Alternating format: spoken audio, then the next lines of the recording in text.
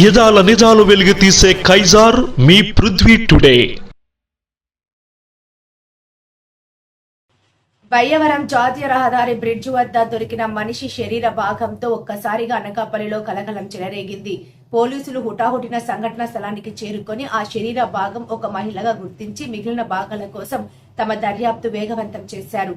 వారికి అందిన సమాచారం మేరకు ఆ కోణంలో పోలీస్ బృందాలు దర్యాప్తులో దిగి పురోగతి సాధించారు. మృతురాలి తల్లి ఒక చెయ్యి అనకాపల్లి వై జంక్షన్ వద్ద కాలువలో గుర్తించారు. అది ఒక హిజ్రా మృతదేహం. ఆమె పేరు మైపాలి దీపు అని గుర్తించారు. హతుడును అదుపులోకి తీసుకున్నారు. మిగిలిన నడుం భాగం తాళ్లపాలెం జాతీయ రహదారి బ్రిడ్జి కింద ఉందని గుర్తించారు. ఈ సంగతి తెలుసుకున్న హిజ్రాలు స్థానిక ఎన్టీఆర్ ఆసుపత్రి వద్ద పెద్ద ఎత్తున ఆందోళన దిగారు. అక్కడి నుండి డీఎస్పీ ఆఫీస్కి చేరుకొని తమ ఆవేదనను డీఎస్పీ శ్రావణికి విన్నవించుకున్నారు. మా మనిషిని చంపిన వ్యక్తిని మాకు అప్పచెప్పాలని లేదా ఎన్కౌంటర్ చేయాలని డిమాండ్ చేశారు. గతంలో కూడా మాకు న్యాయం జరగలేదని అన్నారు. డీఎస్పీ శ్రావణి హిజ్రాల పెద్దలతో మాట్లాడి వారికి న్యాయం జరిగేలా చూస్తానని, చట్టపరంగా ఈ కేసులో హంతకునికి ఉరిశిక్ష పడటం ఖాయమని వారికి తెలిపారు. సంయమనం పాటించామన్నారు.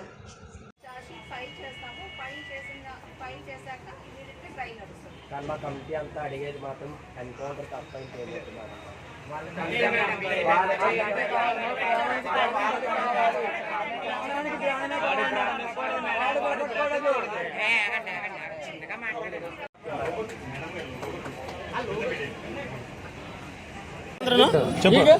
చిన్నప్పటి కాడి నుంచి అండి పెంచి పెద్ద చేసి నాకు ఆడే ఆధారం అండి.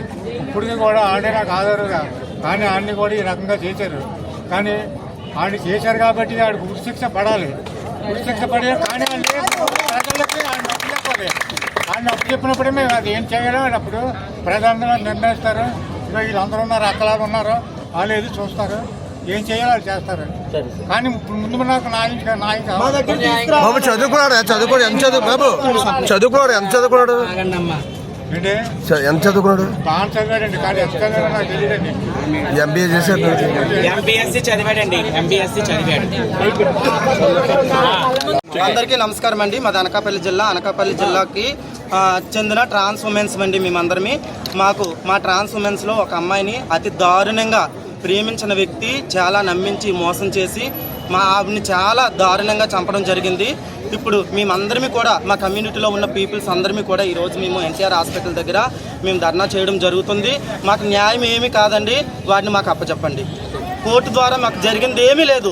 తీసుకెళ్తారు, 3 నెలలు ఉంచుతారు, బాగా పెంచుతారు, బెయిల్ మీద వస్తాడు, కాళ్ళు రగరేసుకొని తిరుగుతాడండి వాడు ఇంకొక టార్జెంటర్ని మోసం చేస్తాడు. వాడి మైండ్ సెట్ అలాగనే ఉంటుంది. మేము డబ్బు పెడతాము, ధనం పెడతాము, వాడికి చూడలేని లగ్జరీ లైఫ్ మేము ఇస్తాము. ఈ రోజు మమ్మల్ని అతి దారుణంగా మా కమ్యూనిటీలో ఉన్న ఒక అమ్మాయిని చంపాడు. మాకు అబ్బాయిని అప్పచెప్పండి, మేము చేయవలసింది మేము చేస్తాము.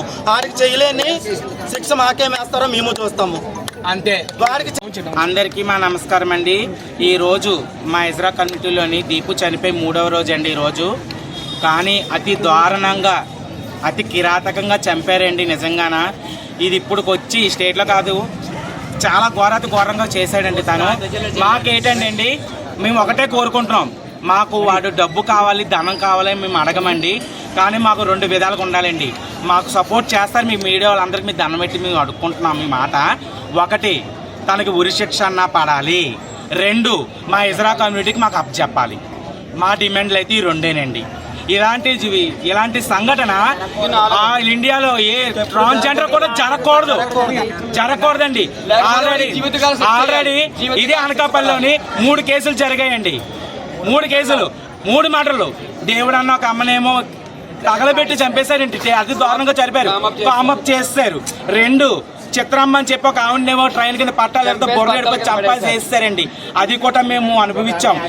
ఒక అమ్మనేమో యాసిడ్ వేసి మొత్తం కాల్చేశారు, అందవికారంగా చేశారు ఒక అందమైన అమ్మాయిని.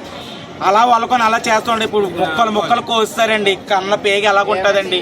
తండ్రి అండి వాళ్ళు పెంచి పెద్ద చేసి మా కప్చేత మా కన్న పిల్లల్లా మేము చూసుకున్నామండి. మేము కోరుకుంది ఒకటేనండి, ఉరిశిక్ష అన్నది వేయండి, లేకపోతే మా కన్నా అప్పచెప్పండి. నిజంగా చెప్తున్నాం, ఇదేనండి మా ఇజ్రా కమ్యూనిటీ, ఇదేనండి మేము కోరుకుంటున్నామండి. న్యాయం చెయ్యండి సార్, ఇదే మా విన్నపం.